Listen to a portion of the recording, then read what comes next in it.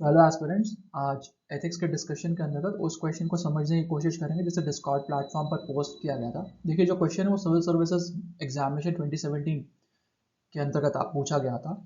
तो इसमें यह बताया गया कि discipline generally implies following the order and subordination, however it may be counterproductive for the organization discuss। देखिए, डिसिप्लिन को हम हमेशा से एक पॉजिटिव वैल्यू के रूप में समझते हैं, लेकिन क्वेश्चन जो आपसे पूछ रहा है वो ये पूछ रहा है कि कभी कभी एक नेगेटिव वैल्यू के रूप में भी काम या सामने आता हुआ नजर आता है, काउंटर प्रोडक्टिव हो जाता है ऑर्गेनाइजेशन के लिए। तो आपको ये दर्शाना पड़ेगा कि ये कैसे होता है। तो देखिए, इस क्वेश्चन को डिस्कस करने से पहले एक कंसेप्ट डिस्कशन देखेंगे कंसायंस पर, कि कंसायंस किस तरीके से एथिकल गाइडेंस या नैतिक निर्णयों को लेने में हमारी मदद करता है।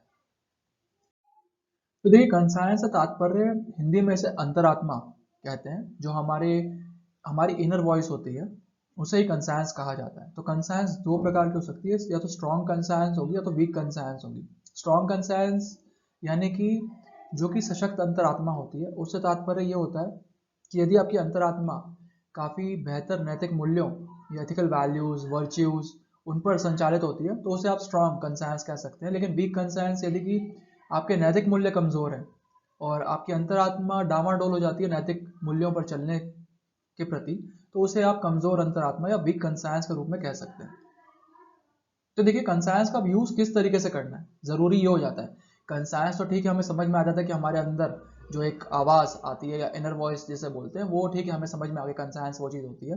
लेकिन उसका यूज़ किस तरीके से करना है, तो देखिए, सबसे पहले ये होता है कि आपको जो आपके निर्णय होते हैं वो जल्दबाजी में नहीं लेने, हेज डिसीजंस नहीं लेने। ये हमेशा बात ध्यान में रखिएगा, एक सिविल सर्वेंट के लिए बहुत ज़रूरी हो जाता है। Then listen to the inner voice, यानी कि कई बार ये होता है कि हम लोग अपने अंदर की आवाज़ तो आती है लेकिन उसे सुनते ही नहीं है। तो ज़रूरी है कि आप उस आवाज़ को ठीक से सुनिए कि आखिरकार वो कहना क्या चाह रही है। जो आप निर्णय ले रहे हैं, क्या वो उससे सहमत है या वो आपको कह रही है कि नहीं, वो निर्णय लेना ठीक नहीं है। तो listen to the inner voice भी ज़रूरी हो जाता है। Then write points positive and negative, यदि आप कोई डिसीजन ले रहे हैं तो ज़रूरी है कि उस डिसीजन को लेने से पहले एक पेज पर या डायरी पर पॉजिटिव और नेगेटिव पॉइंट ज़रूर लिखिए कि उस डिसीजन को लेने के बाद क्या पॉजिटिव होगा, क्या सकारात्मक होगा, क्या नकारात्मक होगा, ताकि आपको निर्णय निर्णय लेने में सहूलियत हो, आप ठीक निर्णय में पहुंच सकें। देन चौथी चीज़ होती है कि जो कंसायंस बोल रही है, ज़रूरी है कि उसको डिस्कस करें अपने सीनियर्स के साथ, साथ ही साथ जो पीयर ग्रुप है, यानी कि जो आपके साथ के कर्मी हैं, साथ के कर्मचारी, उनके साथ डिस्कस कीजिए ताकि आप सही निर्णय पर पहुंच सकें। तो ये कुछ प्रमुख तत्व होते हैं। यूपीएससी आपसे ये पूछ सकता है कि आप कंसायंस को किस तरीके से यूज़ करेंगे, क्या मेथड्स होंगे जिनके द्वारा आप कंसायंस को यूज़ करना चाहेंगे। देन आपको ये सारे पॉइंट्स यहाँ पर दर्शाने पड़ेंगे। तो चलिए अब आज के क्वेश्चन को देखते हैं।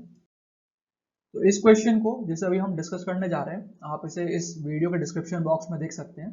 देखिए, जो क्वेश्चन पूछ रहा है उसने डिसिप्लिन की सीधा डेफिनेशन दे दी है कि discipline generally implies following the order and subordination. तो आप यहाँ पर डिसिप्लिन को डिफाइन मत करने लग जाइएगा, क्योंकि जो क्वेश्चन है वो आपको सीधा डिसिप्लिन की ऑलरेडी डेफिनेशन दे रहा है। तो आप किस तरीके से फिर क्वेश्चन की शुरुआत कीजिए, अपने उत्तर की शुरुआत कीजिए। आपको ये दर्शाना पड़ेगा कि आखिरकार डिसिप्लिन का ऑब्जेक्टिव होता क्या है। आप उसे पॉजिटिव एस्पेक्ट में दर्शाइए, क्योंकि जो आपकी मेन बॉडी होगी आंसर की, उसमें पूरी तरीके से आपको डिसिप्लिन का जो नेगेटिव एस्पेक्ट है वो लिखना पड़ेगा। तो आप क्वेश्चन की शुरुआत में पॉजिटिव एस्पेक्ट, सकारात्मक पक्ष दर्शाइए कि आखिरकार डिसिप्लिन जो होता है, अनुशासन जो होता है, उसके ऑब्जेक्टिव होते क्या है। वो चाहता है कि आप टाइमली वर्क करें, साथ ही साथ आपकी उत्पादकता बढ़ाता है। यदि कोई भी व्यक्ति डिसिप्लिन में काम करता है तो उसकी उत्पादकता बढ़ती है, और साथ ही साथ जो एफिशिएंसी होती है, यानी कि जो गुणवत्ता होती है, वो भी काफ़ी निखरती है। तो आप ये ऑब्जेक्टिव दर्शा सकते हैं कि डिसिप्लिन के कुछ ये ऑब्जेक्टिव होते हैं। उदाहरण ज़रूर दे दीजिएगा ताकि एग्जामिनर को समझ में आए कि आप क्या बोलना चाह रहे हैं। आप यहाँ पर पैरालंपियन प्रमोद भगत जी का उदाहरण दे सकते हैं, जिन्होंने हाल ही में टोक्यो ओलंपिक्स के अंतर्गत गोल्ड मेडल प्राप्त किया बैडमिंटन में। तो आप बता सकते हैं कैसे वह प्रमोद भगत जी डिसिप्लिन में रहते हुए उन्होंने ये अचीवमेंट हासिल किया। देन अब आप मुख्य भाग में आइए, जिसमें क्वेश्चन आपसे ये पूछ रहा है कि however it may be counterproductive for the organisation. यानी कि ये जो डिसिप्लिन है, अनुशासन का जो मूल्य है, वो कई बार संगठन के लिए नकारात्मक भी सिद्ध होते हुए नजर आता है। तो आपको दर्शाना पड़ेगा कि आखिरकार क्यों नकारात्मक कभी कभी अनुशासन या डिसिप्लिन का जो मूल्य है, वैल्यू है, वो बन जाता है। आप ये बताइए कि जब डिसिप्लिन विदाउट कंसाइंस काम करता है, यानी कि अंतरात्मा के बिना जब हम अनुशासन के मूल्य को लेकर आते हैं, तो वो कई बार संस्था के लिए या व्यक्ति के लिए नकारात्मक सिद्ध होता है। यहाँ पर आप रशिया के डोपिंग स्कैंडल को दर्शा सकते हैं कि किस तरीके से जो रशिया के सबॉर्डिनेट्स थे, जो ऑफिशियल्स थे, क्योंकि मिनिस्टर्स ने उन्हें कहा था कि डोपिंग करो, तो जो सबॉर्डिनेट्स थे और जो ऑफिशियल्स थे, जो अधिकारी थे, उन्होंने बिना कंसाइंस, बिना अंतरात्मा की आवाज़ सुने हुए ही डिसिप्लिन, अनुशासन को लेकर आने में कार्य किया और उन्होंने डोपिंग में भूमिका निभाई। और इसके चलते पूरी की पूरी जो रशिया है, पूरे देश को एक प्रकार की नकारात्मक छवि का सामना करना पड़ा और उन्हें ओलंपिक से भी बैन कर दिया गया पूरे देश को।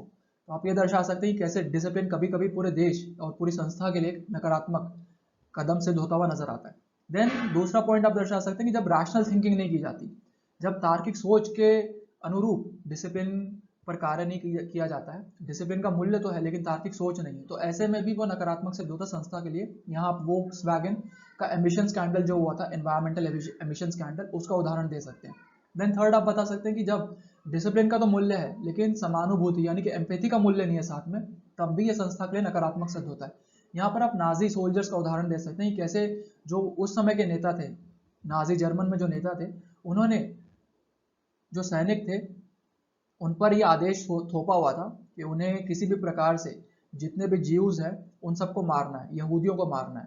तो नाजी सोल्जर्स यहाँ पर डिसिप्लिन में तो कार्य कर रहे हैं लेकिन वे समानुभूति के मूल्य के साथ कार्य नहीं कर रहे, जिसके चलते अंततः जो पूरा नाजी साम्राज्य था उसका पतन हो गया। तो आपको यह दर्शाना पड़ेगा कि कैसे विदाउट एम्पैथी भी डिसिप्लिन कभी कभी हानिकारक हो जाता है। देन इंटीग्रिटी, यदि सत्यनिष्ठा का मूल्य नहीं और तो भी आप डिसिप्लिन के मूल्य को लेकर आ रहे हैं, तो भी नकारात्मक संस्था के लिए सिद्ध हो सकता है। यहाँ पर आप नीरव मोदी जो स्कैम हुआ था पंजाब नेशनल बैंक और 20,000 करोड़ रुपए का, उसका उदाहरण यहाँ पर दे सकते हैं कि किस तरीके से जो अधिकारी थे वह सत्यनिष्ठा का पालन नहीं कर रहे थे लेकिन डिसिप्लिन पे कार्य कर रहे थे, क्योंकि जो वरिष्ठ अधिकारी थे उनका एक प्रकार का दबाव था कनिष्ठ अधिकारियों पर कि उन्हें इस स्कैम में भूमिका निभानी है। तो डिसिप्लिन तो था उनमें, उन्हें पता था कि उन्हें वह करप्शन कर रहे हैं, लेकिन इंटीग्रिटी नहीं थी, सत्यनिष्ठा का मूल्य उनमें नहीं था।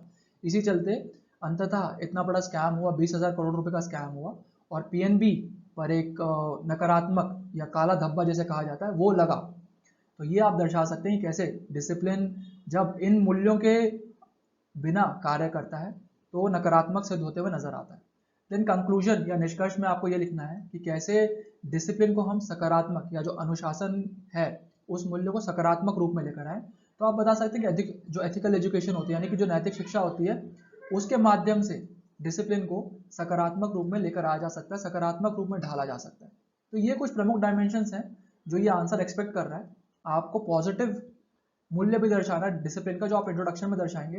देन आपकी जो मेन बॉडी होगी, मुख्य भाग होगा, उसमें मेजर पॉइंट्स नेगेटिव ही आने चाहिए डिसिप्लिन के कि कैसे ये नकारात्मक संस्था के लिए, देश के लिए, व्यक्ति के लिए सिद्ध होता हुआ नजर आता है।